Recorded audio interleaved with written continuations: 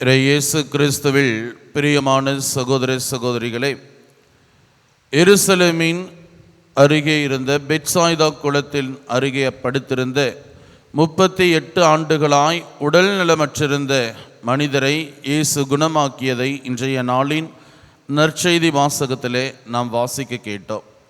இந்த நிகழ்விலே இயேசுவினுடைய 3 பண்புகளை நாம் கண்டு அதை நம் வாழ்விலே பின்பற்ற அழைக்கப்படுகிறோம்.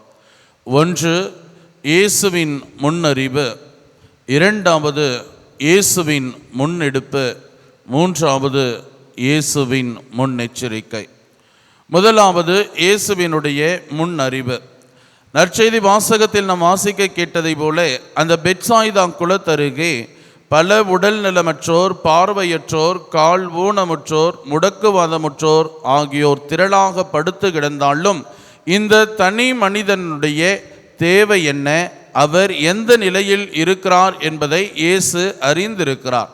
இது எதை நமக்கு உணர்த்துகிறது என்று பார்க்கிற பொழுது, நம் ஒவ்வொருவருடைய தேவை என்ன, நம் நிலை என்ன, நாம் எந்த நிலையில் இருக்கிறோம் என்பதை இயேசு தனித்தனியாக அறிந்திருக்கிறார் என்கிற முதல் செய்தியை நமக்கு எடுத்துரைக்கிறது.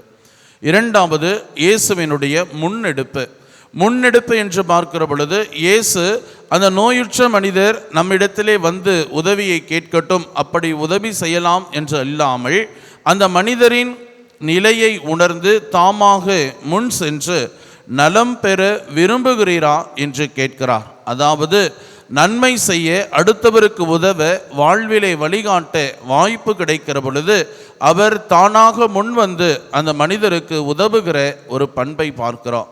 3வது, இயேசுவினுடைய முன்னெச்சரிக்கை. இதோ பாரும், நீர் நலமடைந்துள்ளீர், இதைவிட கேடானது எதுவும் உமக்கு நிகழாதிருக்க இனி பாவம் செய்யாதீர் என்று சொன்னபோது, இப்பொழுது உம்முடைய வாழ்வின் பழைய நிலையிலிருந்து புதிய நிலைக்கு கடந்து வந்திருக்கிறீர். இனி வருகிற நாட்களிலே தொடர்ந்து அந்த ஒளியின் பாதையிலே, அந்த நன்மையின் பாதையிலே நீர் நடந்து செல்லும், மீண்டும் பழைய நிலைக்கு சென்று விடாதீர் என்கிற எச்சரிக்கையும் கொடுக்கிறார்.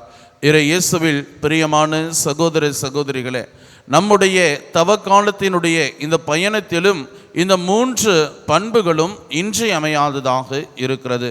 நாமும் அடுத்தவர்களின் தேவை என்ன என்பதை கண்டுணர்ந்து அவர்களுக்கு நாமாக அவர்களின் மீது பரிவு கொண்டு நம்மால் ஆன உதவிகளை செய்பவர்களாக தொடர்ந்து நாமும் நம்மை சார்ந்தவர்களும் நல்வழி செல்ல வாழ அழைக்கப்படுகிறோம். இப்பலியிலே நாமும் இயேசு கொண்டிருந்த அதே பண்புகளை நமதாக்கி கொண்டு வாழ வேண்டிய அருளுக்காக மன்றாடுவோம். ஆமேன்.